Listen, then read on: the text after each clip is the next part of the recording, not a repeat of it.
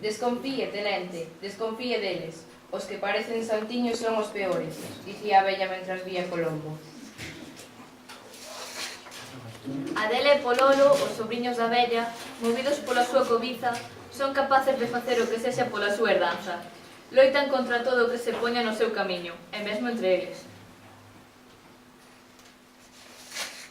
E cunha corda e cun frasco de veleno, os dous sobriños puxeron fin á existencia da vella, apoderándose así da cobizada herdanza. Ou non exactamente.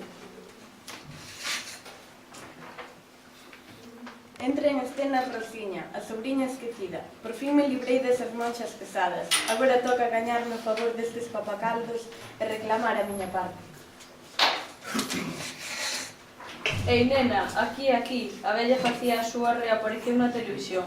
Fala comigo? Respondía Rosiña extrañada. Pois claro, non as dúas lograremos acabar con estes meus sobriños. Un tres.